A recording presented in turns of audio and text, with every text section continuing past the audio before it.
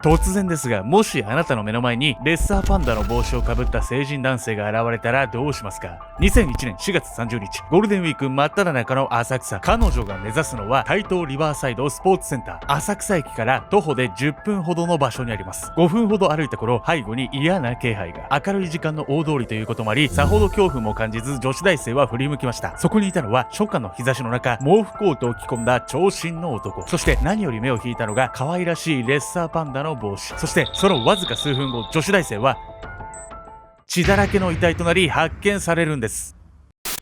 可愛い帽子で非道な殺人を行う男。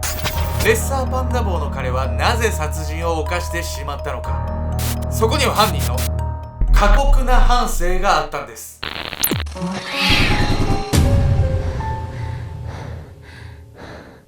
オーソスマンチカンの猫を飼ってみたいケンちゃんです。みやみこーです。本日ご紹介するのはですね、レッサーパンダ男殺人事件についてなんです。レッサーパンダ男って聞くと、めちゃくちゃ可愛いじゃん。まあそうですね。まあでもね、意外にね、いろいろ理由があるんですけど、まあね、この事件のね、本質を探っていくと、なんでね、こんな事件が起こったのか、もっとね、未然に防げるね、手立てはなかったのか、そうね、考えさせられる事件なんです。白昼のレッサーパンダ男。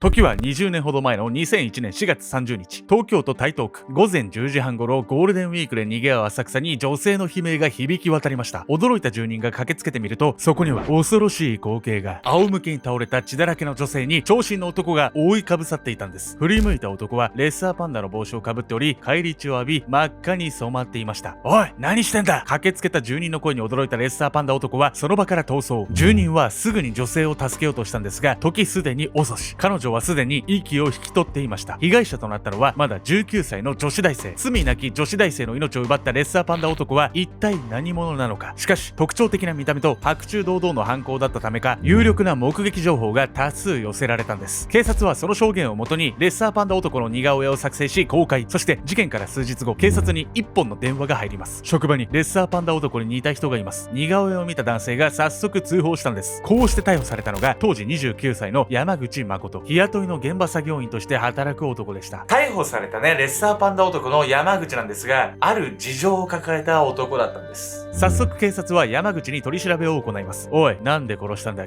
聞いてるのか、小ざえろ。しかし山口はうつむいて挙動不審。目を合わすことすらできません。話す内容もしどろもどろで、挙句の果てにはお母さんが知ってますと発言する始末。しかも山口の母親はこの時すでに他界していたんです。これらの不自然な挙動から警察は山口の精神鑑定を実施。そしてその鑑定結果は広範性発達障害、現在は自閉スペクトラム症と呼ばれている知的障害だったんです。それなりの事情があったのね。そうなんですよ。目をね、合わせないとかね、コミュニケーションがね、あまり取れないとかっていうのがですね、自閉スペクトラム症というね、病気がね、関係してたんですよね。この自閉スペクトラム症は対人関係の障害と興味や行動への強いこだわりという2つの特徴を併せ持っているんです。もともとは自閉症、高機能自閉症、アスペルガー症候群という障害名で区別されていました。しかしこの3つの障害は症状の重複があり、明確な区別が難しいんです。そのためこの3つを統合し自閉スペクトラム症というんです。山口が事件を起こした2001年当時は広範性発達障害という診断名でしたが、2013年以逸は自閉スペクトラム症と呼ばれています。事件のネーミングにもなったレッサーパンダの帽子、これこそが自閉スペクトラムの特徴、強いこだわりでした。常識を逸脱してしまってでもこだわってしまうんです。22歳の時、故郷の北海道で購入したこの帽子、山口は肌身離さず一緒だったようなんです。逮捕後の供述では、犬に似ているから買った、毎日一緒に寝ていると語ったそうなんです。自閉スペクトラム症の症状は子供の時は不器用な子、融通の利かない子などと思われて発覚には至らないことが多いと言います。その結果、大人になってから悩み、うつ病や対人恐怖症などにつながってしまうんです。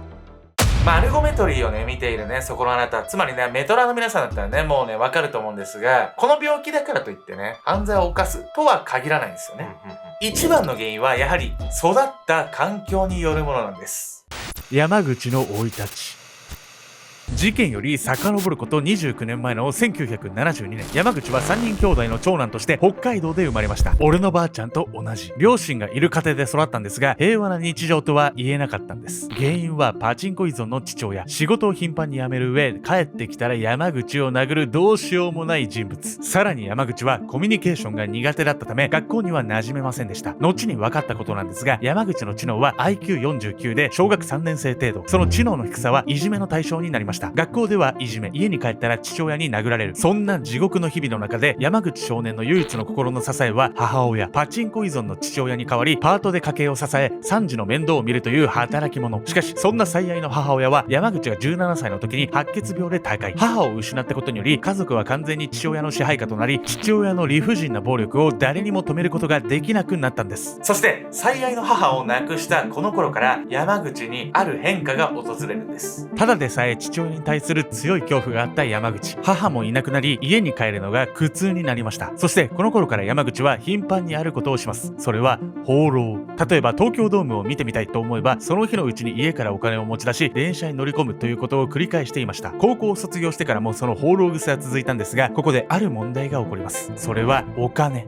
高校卒業後は進学せずに塗装工の仕事に就くんですが、職場に馴染むことができず続かないんです。すぐに仕事を辞めてしまうからお金がない。それでも家にいたくない。放浪したい。そんな思いを抱いた山口は驚きの行動に出るんです。1994年7月の函館市、女性が一人歩いていると、モデルガンを突きつけてくる男が。そう、山口でした。おい、金を出せ。なんと、金に困った山口は人から奪おうと考えたんです。しかし、すぐに警察に取り押さえられ、強制わいせつ罪と強盗未遂で逮捕されました。この一件以外にも窃盗や無銭飲食などの軽犯罪を犯している山口。お金はないけど欲しいから取る、払えないけどお腹が空いたから食べるなどの短絡的な犯罪を繰り返します。2001年、窃盗の罪で刑務所に入り仮釈放された山口はまたすぐに放浪を始めます。この後、はっきりとした理由はわからないんですが、山口は東京に向かうんです。そしてついに殺人に手を染めてしまうんです。狂気のレッサーパンダ。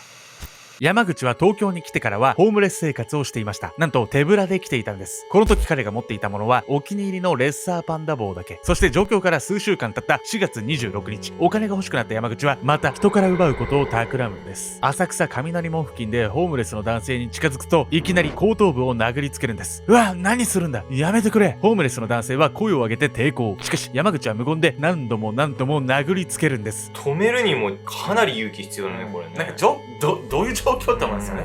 自分がもし通行人だったとして。ホームレス襲撃から4日後の4月30日、ついに山口は最悪の事件を起こすことになります。午前10時過ぎの浅草で山口は駅から歩く若い女子大生を発見。山口は女子大生を見てこう思います。可愛い女性だ。そして山口は女子大生の後をつけたんです。後をつけることを数分、後ろに気配を感じたのか、女子大生が振り向き、2人は目が合いました。女子大生が山口を見た瞬間、彼女は困惑の表情を浮かべるんです。普通のリアクションよね。まあそんなね、女子大生のね、困惑した顔を見た山口にはある感情が浮かんでくるんです。女子大生の表情を見た山口が抱いたのは怒り。なんと山口は乱暴に女子大生の腕をつかみ路地裏へ。突然女子大生の胸に包丁を突き刺したんです。無言で何度も女性は叫び続け、その声を聞いた住民が駆けつけたんですが、時すでに遅し。罪なき女子大生は帰らぬ人になったんです。なぜ山口は女子大生に対し怒ったのか。その理由を山口は後にこう証言します。馬鹿にされたと感じた。暴力や脅しは散々してきた山口ですが、本来の彼は人と目も合わせられない小心者。人を殺すほどの怒りはどこから来たのか。家もお金も頼るべき人もいない惨めな自分。若くて可愛い女子大生。いろんな状況、感情が重なり、衝動的な行動を生んでしまったのか。遊びに来てただけなのにさ、何も悪くないわよ、女子高生の子。まあ本当にね、おっしゃる通りで、まあ山口に関してはですね、自分のね、いろんな感情をね、外に暴力とか殺人っていう形でね、表に出してたんですが、実はですね、まあそんな山口のある家族、もっとね、壮絶な状況に置かれてたんですよ。そのね、家族とはね、山口の妹なんです。もう一人の被害者。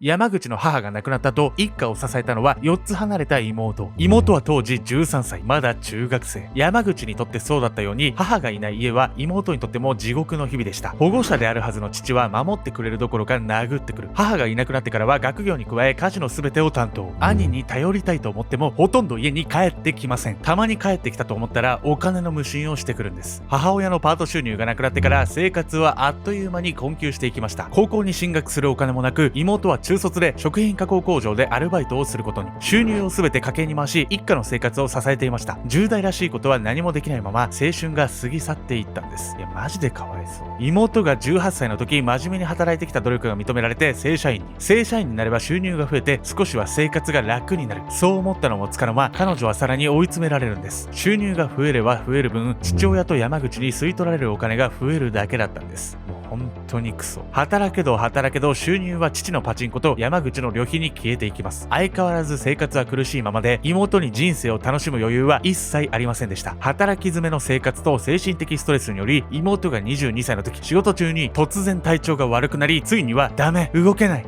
あまりの体調不良に不安を覚えた彼女は病院に。そこで彼女が目にしたレントゲン写真には信じられないものが写っていました。それは体中の至るところにできた腫瘍。なんと彼女は体中に腫瘍ができる難病に侵されていたんです。山口親子の生活費に加え、自分の手術費、医療費も必要になりました。それでも父親と山口は妹に金の無心を止めることはありません。山口に事情があるとはいえ最低すぎよ。そうっすよね。自分のね、妹だとしてね、めちゃくちゃ辛くないですか？病気になって、それでも働いて、すごい精神の中で生活してたんだとね、思いますよね。妹は入退院を繰り返しながらも懸命に働きました。入院すればお金がなくなり、働かなければならない。しかし無理して働くと体調が悪化して入院することになります。まさに負のループ。何のために生きているのかわからない状態だったんです。そして彼女が24歳の時、とうとう脳に腫瘍が見つかります。この頃腫瘍は全身に転移している状態でしたが、それでも仕事を辞めることはできません。この診断の少し後、仮釈放された山口が帰ってきました。そして早速妹にお願いをするんです。お金をくれ。